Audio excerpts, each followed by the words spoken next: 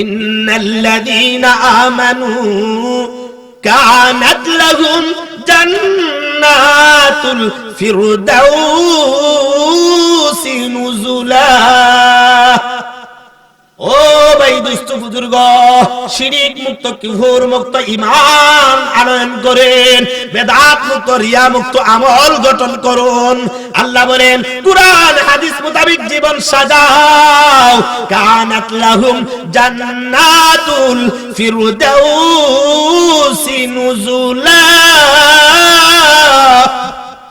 আল্লাহ তাআলা এমন জান্নাতুল ফেরদাউসের বাসিন্দা বানাবেন যে জান্নাতের তলদেশে মধুর নহর, দুধের নহর প্রবাহমান থাকবে। আলহামদুলিল্লাহ আলহামদুলিল্লাহি ওয়া কাফা ওয়া সালামুন আলা ইবাদিহিল্লাযীনা ইসতাফা। أما بعد فأعوذ بالله من الشيطان الرجيم. بسم الله الرحمن الرحيم.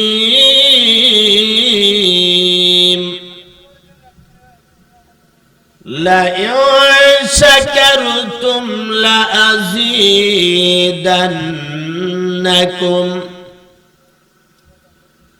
لئن شكرتم لأزيدنكم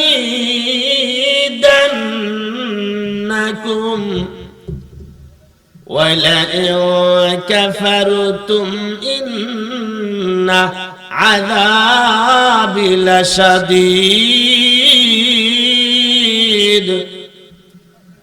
بارك الله لنا ولكم في القرآن العظيم ونفعنا وإياكم بالآيات والذكر الحكيم.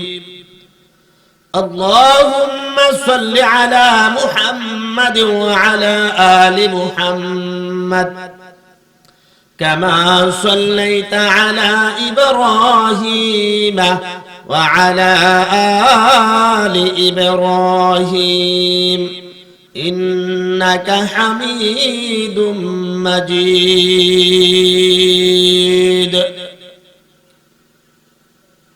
الحمد لله আল্লাহ তাআলার অশেষ মেহেরবানি যে আল্লাহ পাক রব্বুল ইজ্জত আপনি আমাদেরকে অত্যন্ত মহব্বত করে, অত্যন্ত মায়া করে আজকের মহতী মাহফিলের মধ্যে আসার এবং বসার তৌফিক দান করে দিয়েছেন। আল্লাহ তাআলার দরবারে শত কোটি শুকরিয়া আদায় করি, আলহামদুলিল্লাহ। আমি আপনাদের সামনে যে আয়াত তেলাওয়াত করেছি, আল্লাহ তাআলা আয়াতের মধ্যে বলতেছেন لئن شكرتم لأزيدنكم لئن شكرتم لأزيدنكم ولئن كفرتم إن عذابي লাশাদীদ। মহান আল্লাহ পাক রব্বুল আলামিন কুরআন কারীমের মধ্যে ঘোষণা প্রদান করেন, যে ব্যক্তি আল্লাহ তাআলার নিয়ামত পাওয়ার পরে নিয়ামতের শুকরিয়া আদায় করবে, মহান আল্লাহ পাক রব্বুল আলামিন তার জন্য নিয়ামতকে বৃদ্ধি করে দিবেন। আর যে ব্যক্তি মহান প্রভুর নিয়ামত পাওয়ার পরও নিয়ামতের শুকরিয়া আদায় করলো না, বরং মাবুদের শুকরিয়া থেকে গাফেল থাকলো, আল্লাহ পাক রব্বুল আলামিন বলেন মহান আল্লাহ তার নিয়ামতকে ছিনিয়ে নেবেন, এবং কিয়ামতের দিন আল্লাহ তাকে কঠিন শাস্তির সম্মুখীন করবেন। ভাই দোস্ত বুজুর্গ, মহান প্রভু আমার মালিক আল্লাহ আপনি আমাদেরকে হাজারো লাখো কোটি নিয়ামত দ্বারা ভরপুর করে রেখে দিয়েছেন। আমরা আমাদের যে দিকে তাকাই না কেন, ডানে তাকান, বামে তাকান, সামনে তাকান, পিছনে তাকান, মাথার উপরে তাকান, পিছনে তাকান, সর্বত্র শুধু মাওলার নিয়ামত আর নিয়ামত।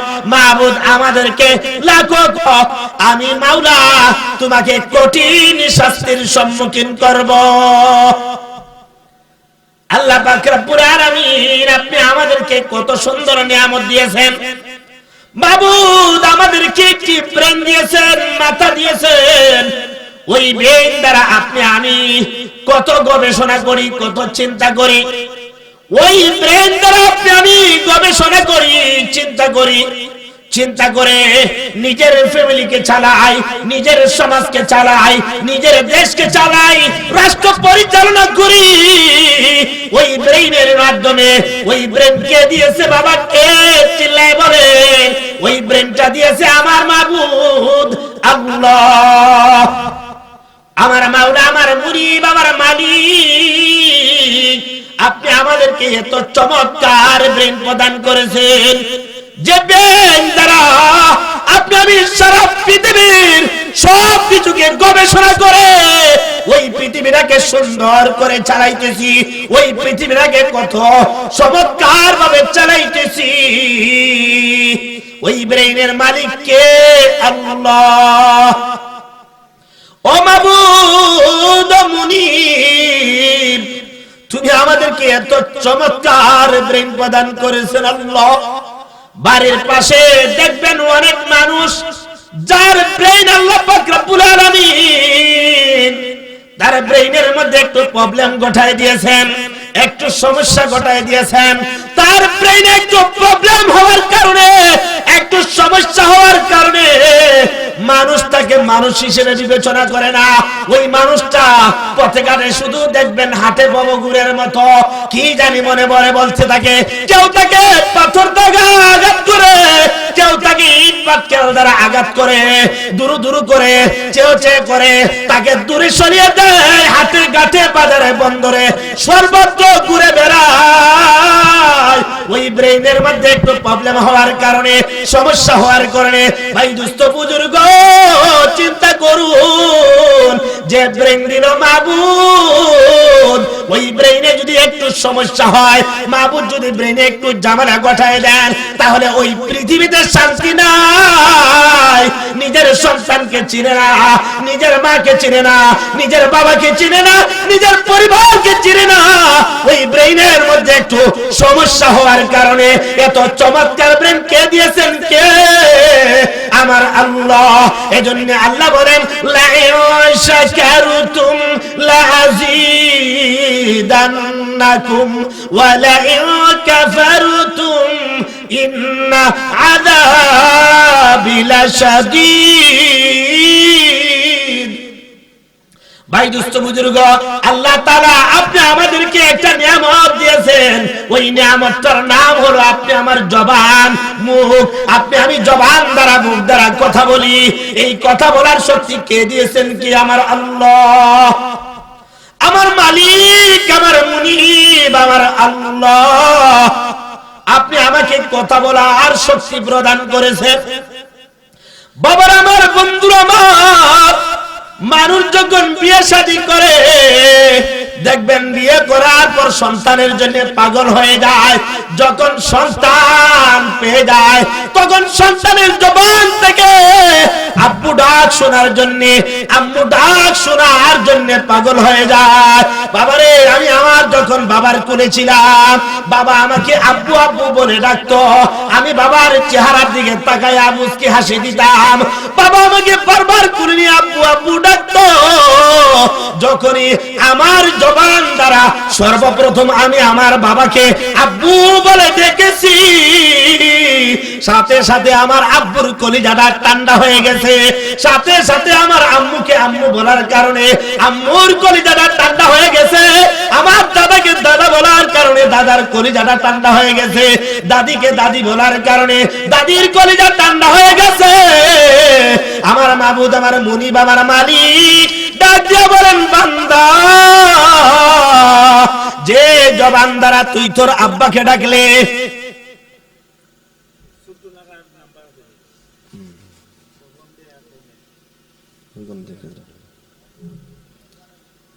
বাবার আমার বন্ধুরা আমার বলতেছিলাম, আল্লাহ ডাক দিয়ে বলেন, ও বান্দা, তুই যে জবান দ্বারা তুই তোর আব্বাকে ডাকলে, তুই তোর আম্মাকে ডাকলে, আব্বাকে ডেকে আব্বার কলিজা ঠান্ডা করলে, আম্মাকে ডাকলে আম্মার কলিজা ঠান্ডা করলে, বান্দা তুই বল ওই জবান তোকে কে দিয়েছে? কে?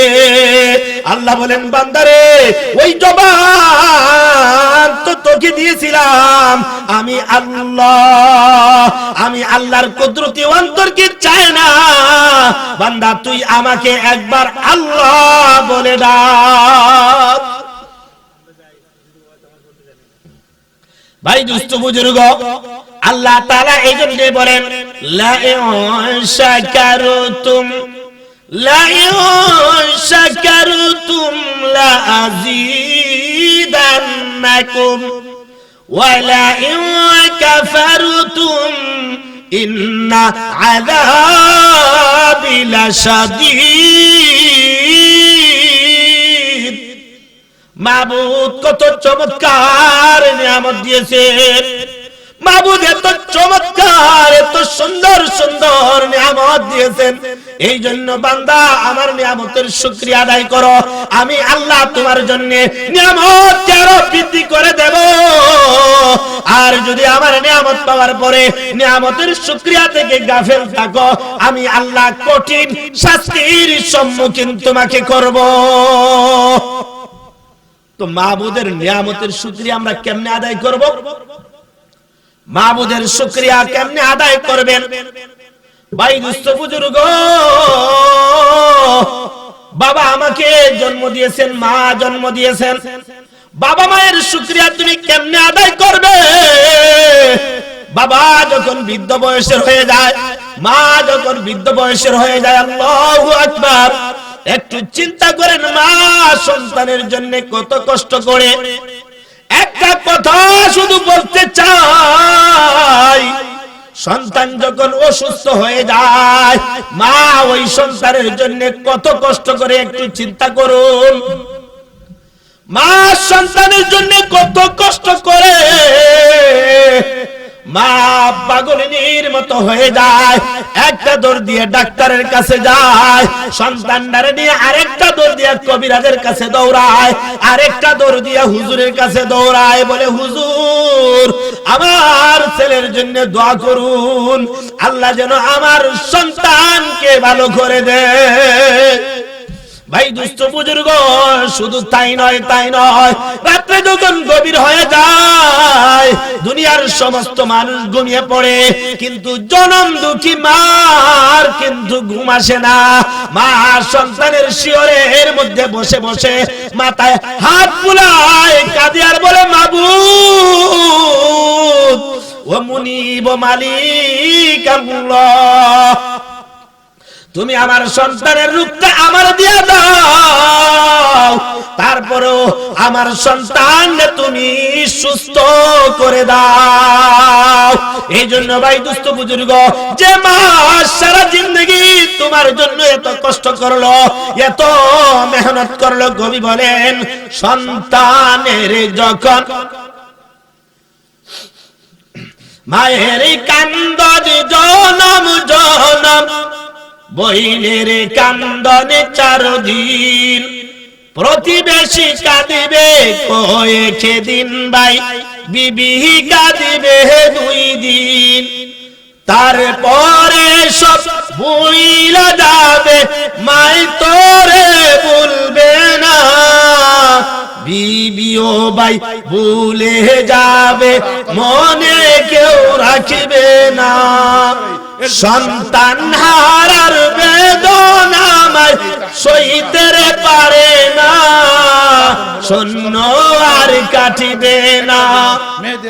সন্তানের কোন রোগ হইলে মায়ে কান্দা মরে, হাত উঠাইয়া দোয়া করে আল্লাহর দরবারে, নাওয়া খাওয়া সব সারি দেয় সন্তানের লাগিয়া, সন্তানের লাগিয়া।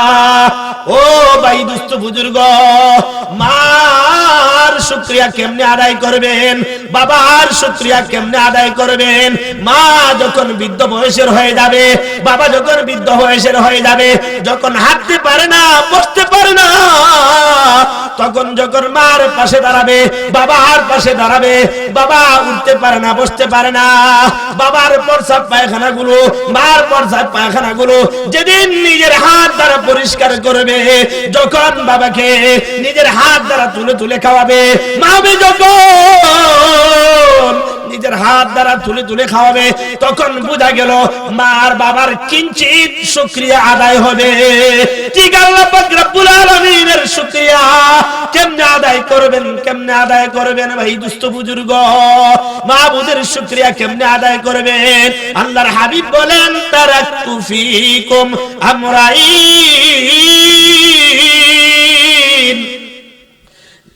তারাকতু ফীকুম আমরাইন লা তাযিল্লু মা তামাসসাকতুম বিহিমা কিতাবাল্লাহি ওয়া সুন্নাত রাসূলি। আপনি যখন কোরআন এবং হাদিস মোতাবেক নিজের জীবনকে গড়বেন, আল্লাহর রাসূল বলেন 2টি জিনিস তোমাদের জন্য রেখে যায়, যতদিন ওই 2টি জিনিস আঁকড়ে ধরবে ততদিন পর্যন্ত পথভ্রষ্ট হবে না, পথ হারা হবে না। ও ভাই দুস্থ বুজুর্গ, কোরআন অনুযায়ী নিজের জীবনটাকে সাজান, হাদিস অনুযায়ী নিজের সব জীবনটাকে সাজান। নিজের জীবনের মধ্যে নামাজের জিন্দেগি গঠন করুন, রোজার জিন্দেগি গঠন করুন, কোরআনের জিন্দেগি গঠন করুন, হাদিসের জিন্দেগি গঠন করুন। তাহলে বোঝা গেল আপনি আল্লাহ তাআলার শুকরিয়া আদায় করেছেন। যে ব্যক্তি আল্লাহ তাআলার শুকরিয়া আদায় করবে, আল্লাহ পাক রব্বুল আলামিন বলেন, ইন্নাল্লাযীনা আমানু কানাত লাহুম জান্নাতুল ফিরদাউসি নুজুলা। ও ভাই দুস্থ বুজুর্গ, শিরিক মুক্ত, কুফর মুক্ত ঈমান আনয়ন করেন, বেদাত মুক্ত, রিয়া মুক্ত আমল গঠন করুন। আল্লাহ বলেন, কুরআন হাদিস মোতাবেক জীবন সাজাও। কানাত লাহুম জান্নাতুল ফিরদাউসি নুজুলা। আল্লাহ তাআলা এমন জান্নাতুল ফেরদাউসের বাসিন্দা বানাবেন যে জান্নাতের তলদেশে মধুর নহর, দুধের নহর প্রবাহমান থাকবে। আল্লাহ তাআলা আপনি আমাদেরকে সবাইকে কোরআন হাদিস মোতাবেক জীবন গঠন করার তৌফিক দান করুন। আমরা যেন কোরআন হাদিস মোতাবেক জীবন গঠন করতে পারি, আল্লাহ তাআলার কাছে সেই প্রত্যাশা ব্যক্ত করে আজকের মতো সমাপ্ত করতেছি। ওয়া মা আলাইনা ইল্লাল বালাগ।